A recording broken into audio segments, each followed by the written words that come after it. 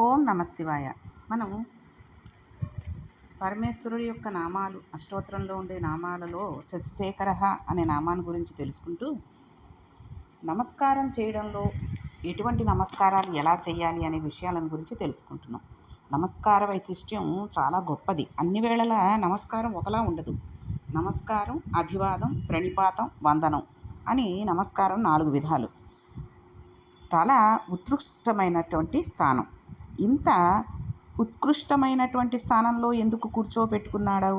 పాదాల ముందు అంత గట్టిగా పడిపోయాడు. మనస్సులో అంత చిత్తశుద్ధితో ఈశ్వరుని పట్టుకుంటే ఆయన తల మీద పెట్టుకున్నాడు. ఆ సీమ లోకాలన్నిటికీ గతులను నిర్వహించగలిగిన సీమ. మిగిలిన వాళ్ళ గతి ఆ తల నిర్ణయిస్తుంది. సర్వోత్కృష్టమైన తల మీద ఆయన ఉన్నాడు. అంత పెద్ద స్థానం ఇచ్చేటప్పుడు నిష్కళంక చరిత్రుడా అని చంద్రుని గురించి విచారణ చేస్తే శంకరాచార్యుల వారి శివానందలహరిలో అద్భుతమైన శ్లోకం చేశారండి. ఆయన చంద్రుడికి ఉన్నటువంటి గొప్ప గుణాలని చెప్పారు. జడత పసుత కలంకిత కుటిల చరత్వం చ నాస్తిమయదేవ అస్తి యది రాజమౌళే భవదాభరణస్య నాస్మి కిం పాత్రం. ఈ శ్లోకం మాట్లాడడంలా ఉంటుంది. ఇది శంకర భగవత్పాదుల రచనా వైచిత్రం.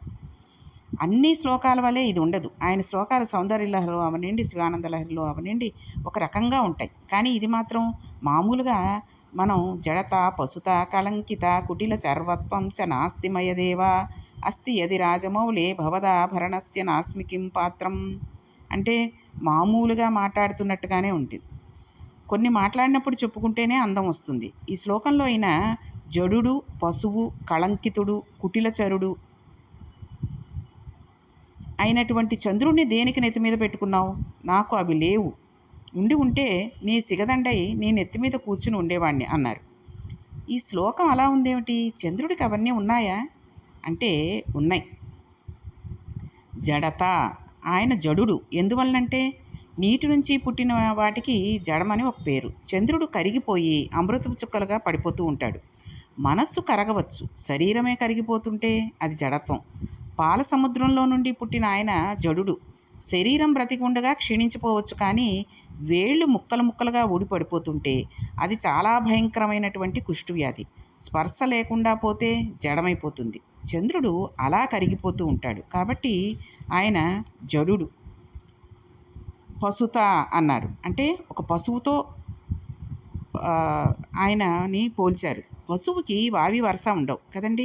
చంద్రుడు లోకంలో ఎవరూ చెయ్యరాని, చెయ్యకూడని, నోటితో ఉచ్చరించడానికి అయోగ్యమైన భయంకరాతి భయంకరమైన పాపం చేశాడు. ఆయన గురుపత్ని సమాగమం చేశాడు. కాబట్టి పసుత, పశువు అన్నారు. కళంకిత, మచ్చ ఉన్నవాడు. ఎప్పుడూ మచ్చ కనబడుతూనే ఉంటుంది కదండి. చంద్రుడిలో మచ్చ ఉంటుంది కదా. కాబట్టి పశువు, కళంకిత అన్నాడు. కుటిల చరత్వం, వంకరగా ఉంటుంది. చంద్రరేఖలు వంకరగా ఉంటాయి. వంకర టింకరగా స్వభావం ఉన్నవాడు. ఈ 4 ఉన్నవాడిని నెత్తి మీద పెట్టుకున్నావు. రాజమౌళే, రాజ అన్న శబ్దం చంద్రునికి సంబంధించినది.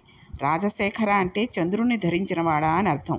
అవి నాకు కూడా ఉంటే అంటే ఇటువంటి లక్షణాలు నాకు కూడా ఉంటే నన్ను కూడా నెత్తి మీద పెట్టుకుంటావా స్వామి అని అడగడం అనమాట. భవదాభరణస్య, నీకు ఆభరణం కావడానికి నాస్మికిం పాత్రం, నాకు ఆ 4 ఉండి ఉంటే ఆ అవకాశం ఉండేది. అంటే చేస్తామని అంటారా? ఒక్కనాటికి చెయ్యం. శివుడు నెత్తి మీద పెట్టుకుంటానన్నా ఇష్టపడం. జడునిలా, పశువులా, కళంకుతినిలా వంకరగా నేను ఉండను. అలా ఉంటే శివుడు నెత్తి మీద పెట్టుకుంటున్నాడన్నా చంద్రుణ్ణి పెట్టుకుంటే పెట్టుకోవచ్చు. శివుడు నెత్తి మీద పెట్టుకుని స్థానం ఇస్తానన్నా ఈ 4 చాలా ఘోరాపరాధాలు. కాబట్టి చెయ్యడానికి ఎవరూ ఇష్టపడరు. అటువంటి అపరాధాలు చేసేవాడితో సంఘం పెట్టుకోవడానికి ఎవరూ ఇష్టపడరు. తప్పనిసరి కొంత అనుబంధం పెట్టుకోవాల్సి వస్తే లోకానికి తెలియకుండా రహస్యంగా ఆ సంబంధం పెట్టుకుంటారు. కాబట్టి ఇటువంటి లక్షణాలు ఉన్నవాడిని కూడా నీవు నెత్తి మీద పెట్టుకున్నావు అంటే ఎంత గొప్పవాడో చూడండి. ఆ పరమేశ్వరుడు ఎంత గొప్పవాడు అని కాదు, ఎంత కరుణా సముద్రుడో చూడండి. కాశీలో డుంటి వినాయకుడి కంఠం మీద చంద్రరేఖ ఉంది. కనబడదు, చాలా కష్టంగా చూడాలదని. ఏనుగు కంఠం కదా, కలిసిపోయి ఉంటుంది. ఎంతో జాగ్రత్తగా దగ్గరికి వెళ్ళి నీరాజనపు వెలుగులో చూసిన వాళ్ళకి మాత్రమే ఆ చంద్రవంక కనబడుతుంది. శ్రీనాథుడు కవిత్వం చేస్తూ అన్నాడండి, పౌర్ణమి నాటి చంద్రుడు ఆ కాశీ పట్టణం మీద నుంచి వెడుతుంటే ఆ కాంతులు డుంఠి వినాయకుడి కంఠం మీద ఉన్న చంద్రుని మీద పడ్డాయన్నాడు. శివుడు కనబడేటట్లుగా కాకుండా ఎక్కడన్నా పెట్టుకుంటే శివుడికి ఆయనకి సంబంధం ఉందో లేదో ఎవరికీ తెలియదు. అలాంటి వాడితో సంబంధం పెట్టుకోవడానికి ఇష్టపడక అందరిలా దూరంగా పెట్టే వాళ్ళలో శివుడు కూడా ఒకడు. ఎంత పతనమైపోయిన వాడైనా, పాడైపోయిన వాడైనా, మచ్చలున్నవాడైనా, చెయ్యరాని అపరాధాలు చేసినా ఆయన జపం చేసి పాదాల మీద పడిపోతే అందరికీ తెలిసేటట్లుగా చేసి నెత్తిన పెట్టుకున్నాడు. అది ఆయన ఔదార్యం. కాబట్టి తప్పులన్నవి మానవ సహజం అండి. చెయ్యకుండా, ఏ తప్పు చేయకుండా ఉండేటువంటి వాడు ఎవరు ఉండరు. నేను మహా పుణ్యాత్ముణ్ణి, ఒక్క తప్పు కూడా చేయలేదండి, ఎప్పుడూ ధర్మంగా ఉన్నాను అంటే అది వినడానికి కొంచెం ఇదిగానే అనిపిస్తుంది. కాబట్టి ఎంతటి తప్పు చేసిన వాడైనా ఆ పరమేశ్వరుడి పాదాలను పట్టుకుని పరమేశ్వరుడిని స్తోత్రం చేసి ఆయన పాదాల మీద పడిపోతే తీసుకుని నెత్తి మీద పెట్టుకుంటాడు. కాబట్టి ఆయన అంత దయామయుడు. అన్ని తప్పులు చేయమని కాదు కానీ ఆయన కాళ్ళ మీద పడడానికి సంశయించడం ఎందుకండి? లోకంలో ఆయనకన్నా పతిత పావనుడు ఎవరున్నారు?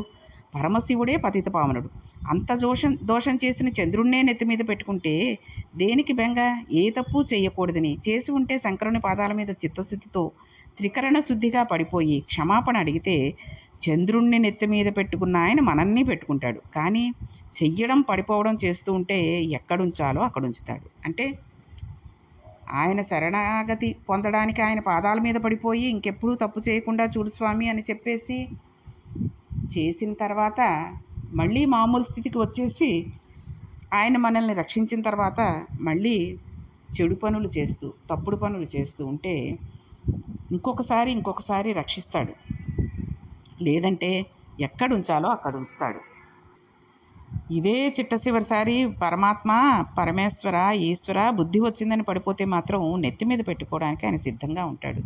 కాబట్టి మనం మనసా వాచా తప్పు చేస్తున్నామని తెలిసినప్పటికీ కూడా తప్పు చేయకుండా ఉండేటట్టుగా చూడమని ఆయననే ప్రార్థించి ఇక ముందెప్పుడు చెయ్యనని చెప్పి అటువంటి బుద్ధి మన మనసుకి తోస్తే దానిని మళ్ళించమని ఆయన పాదాల మీద పడిపోతే ఆయనే మనకి బుద్ధి వచ్చేటట్టు చేసి తన నెత్తి మీద పెట్టుకుంటాడు. రామాయణంలో రామచంద్రమూర్తి యుద్ధకాండలో ప్రతిజ్ఞ చేస్తారండి. సకృదేవ ప్రసన్నాయ తవాస్మీతి యాచతే అభయం సర్వభూతేభ్యో దదామ్యేత వ్రతం మమ. ఎవరైనా నా దగ్గరికి వచ్చి రామా నీ వాడినంటే చాలు వాడిని రక్షిస్తానంటాడు. శంకరుడు ఇంకా ముందుకు వెళ్ళినవాడు. ఎన్ని పాపాలు చేసిన వాడైనా నా దగ్గర నమస్కారం అని భూమి మీద పడిపోతే చాలు వాడిని ఎత్తి తల మీద పెట్టుకుంటానన్నాడు. శశిశేఖర అన్న నామం పరమశివుని ఔదార్యం. ఆయన లేనిది లోకంలో లేదు అన్నది చెప్తుంది. అన్నిటికన్నా కష్టసాధ్యమైనది మోక్షం అన్నమాట. చాలా తేలికగా వాడేస్తాం కానీ అది అంత తేలిక కాదు. కానీ ఆ మోక్షాన్ని కూడా ఎంతో తేలికగా ఇవ్వడానికి ముందుకు వచ్చినవాడు పరమేశ్వరుడే. ఆయన దగ్గరికి వెళ్ళి కలియుగంలో పుడుతున్నాము, మోక్షం కావాలి, ఏం చేస్తే మోక్షం వస్తుంది? ఆ మోక్షం రావడానికి సులభమైన మార్గం చెప్పమని అడిగారు.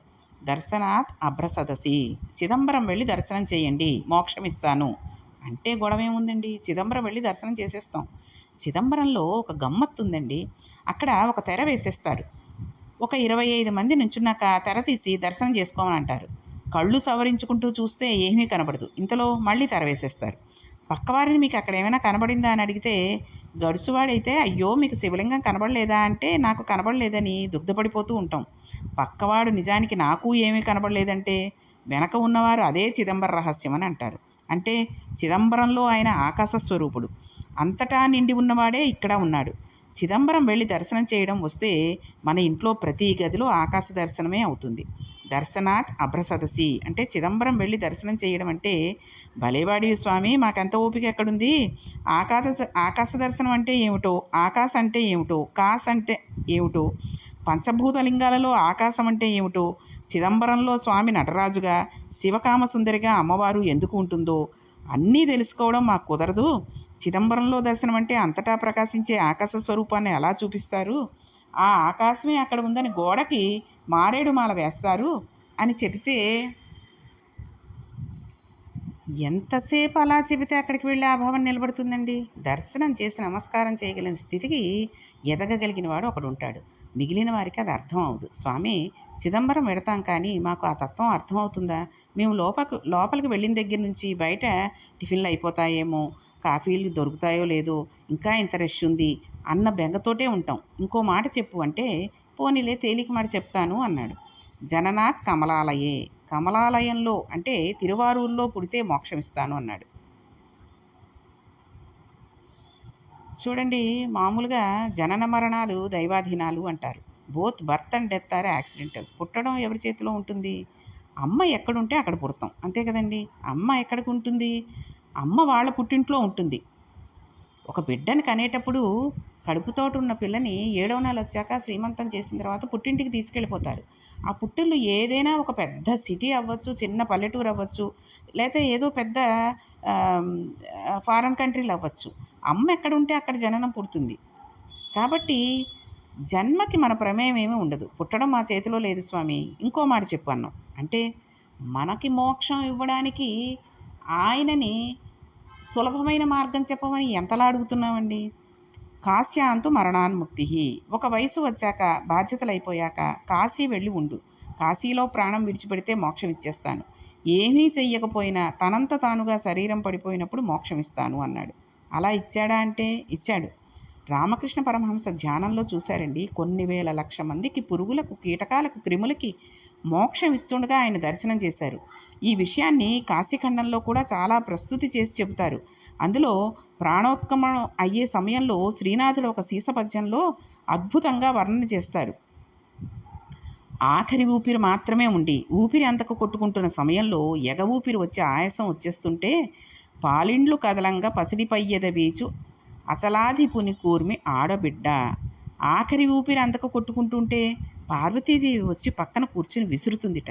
దూత్కారమొనరించు తొండంబు ముక్కున శిఖరాకరంబు చిలుకు డుంటి గణపతి బయలుదేరి వచ్చి వాడి పక్కన కూర్చుని, ఏనుగు తొండం చివరి ఎప్పుడూ తడిగా చల్లగా ఉంటుంది, దాన్ని ముక్కు దగ్గర పెట్టి గాలి పీల్చుకో అని ఉదుతట్ట. ప్రత్యక్షమై వచ్చి భాగీరథీ గంగ మృదుల హస్తము చాచి మేను నిమురు. గంగానది అధిష్టాన దేవత.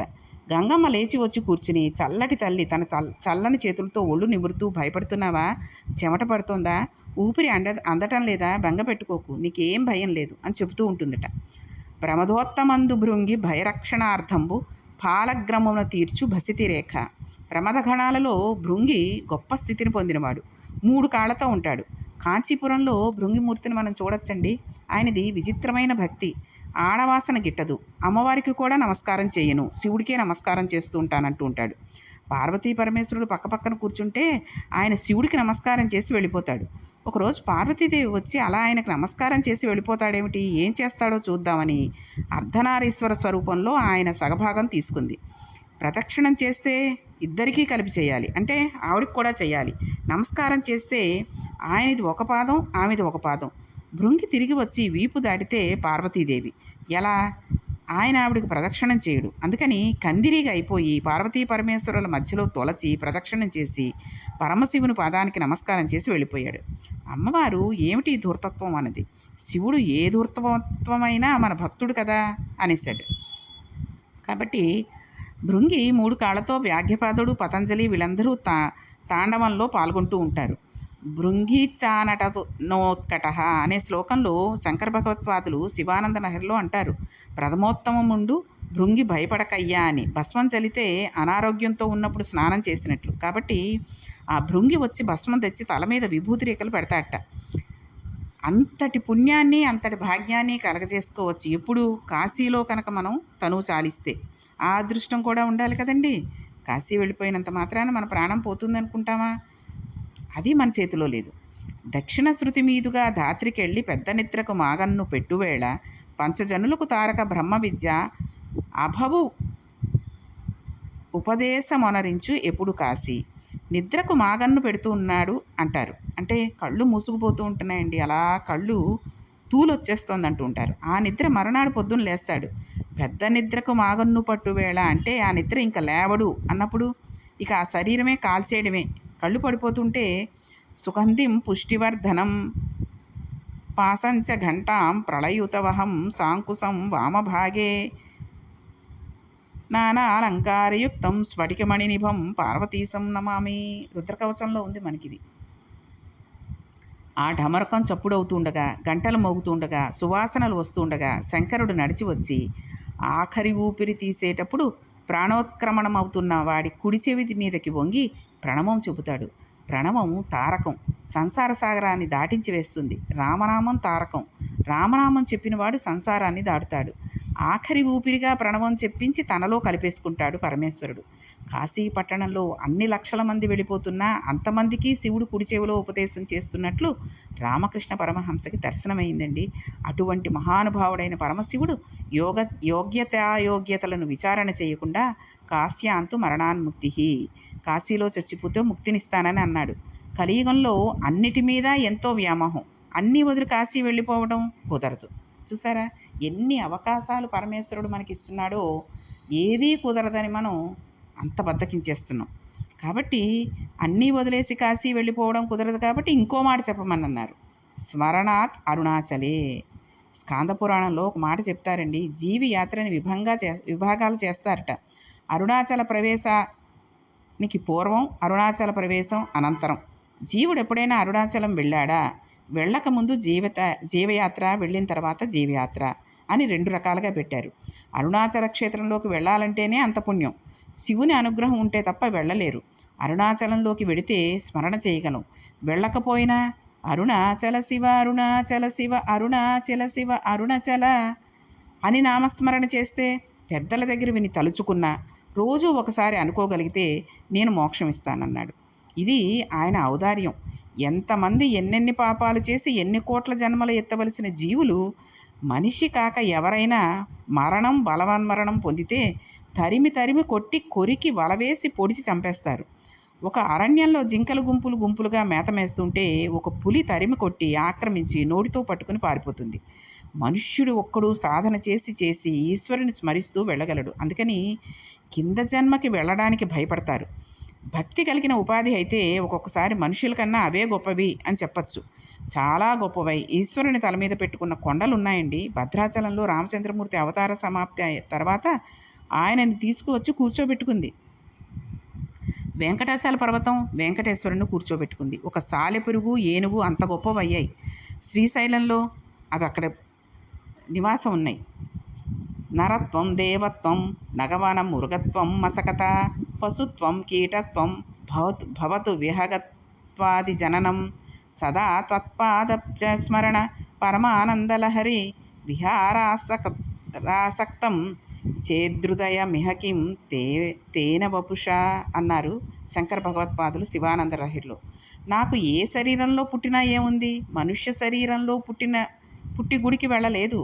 స్తోత్రం చదివింది లేదు. ఎన్ని కోట్ల రూపాయలు తినేసి అనుభవించేశానో. ఈ శరీరంతో ఉండకపోయినా ఒక సాలెపురుగై పుట్టి శంకరుడికి ఒక గూడు కట్టి సేవించుకుంది. అందుకని శంకర, నేను మనుష్య శరీరం ఇవ్వమని అడగను. నీ పాదాలయందు భక్తి కలిగిన శరీరం అయితే చాలు. మన కొరకు అలా ప్రార్థించారు ఆయన. ఆయన అలా ప్రార్థించినప్పుడు ఆయన ఒక్కడికే అనలేదు, ఈ శ్లోకం ఎవరు చదువుతారో అందరూ పరమేశ్వరుని అలా ప్రార్థించిన వాళ్ళే అన్నారు. అది శంకర భగవత్పాదుల యొక్క గొప్పతనం. ఆయన సాహిత్యం అలా ఉంటుంది. ఎన్ని పాపాలు చేసిన వాడైనా ఇన్ని నీళ్ల చుక్కలు తీసుకొచ్చి శివలింగం మీద పోస్తే, కాయో పాలో పండో నివేదన చేస్తే ఆయన అనుగ్రహించగలడు. మోక్షాన్ని మించింది ఇవ్వడానికి ఇంకొకటి లేదు. ఇవ్వడం అంటూ వస్తే చాలా గొప్పదంటూ చెప్పవలసింది మోక్షం ఒకటే. ప్రసన్నుడై మోక్షం ఇచ్చేవాడు ఇతరులు కోరినవి ఇంకా మిగిలినవి ఇవ్వడు అని అనుకోకూడదు. విశ్వాసం ప్రధానం. కాబట్టి మనం పరమేశ్వరుడి మీద అంత విశ్వాసాన్ని ఉంచుకుని ఆయన యొక్క పాదాలను పట్టుకుని ఎన్ని రకాలుగా ఆయన మోక్షం ఇస్తానని చెప్పినా ఇంకోటి చెప్పు అంటూ ఉన్నాం కదండి. ఆఖరికి ఏం చెప్పారైనా? అరుణాచల శివ అరుణాచల శివ అరుణాచల శివ అరుణాచల అని రోజు కనీసం ఒక్కసారి, మామూలుగా శాస్త్ర ప్రకారం చెప్పాలంటే ఏ నామానైనా 11 సార్లు చెప్పుకోండి అంటారు, లేదా 3 సార్లు. లేదా ఈ అరుణాచలేశ్వరుణ్ణి ఒక్కసారి రోజు నిత్యము స్నానం చేసిన తర్వాత ఒక్కసారి అరుణాచలేశ్వర అరుణాచల శివ అరుణాచల శివ అరుణాచల శివ అరుణాచల అని అంత మాట అనలేకపోయినా అరుణాచలేశ్వరుడా తండ్రి రక్షించు కాపాడు, అంతే. ఇంత మటుకు అనుకుంటే చాలు, ఆయన మోక్షాన్ని ఇచ్చేస్తాడు. కాబట్టి ఈ శశిశేఖర అనే నామంలో ఇన్ని విషయాలను తెలుసుకుంటున్నాం. కాబట్టి ఇంకొన్ని విషయాలు మళ్ళీ రేపు తెలుసుకుంటూ ఆ నామం యొక్క విశిష్టతని మనం తెలుసుకుందాం. ఓం నమ భగవత్ పార్వతీ పరమేశ్వరాయ నమో నమః.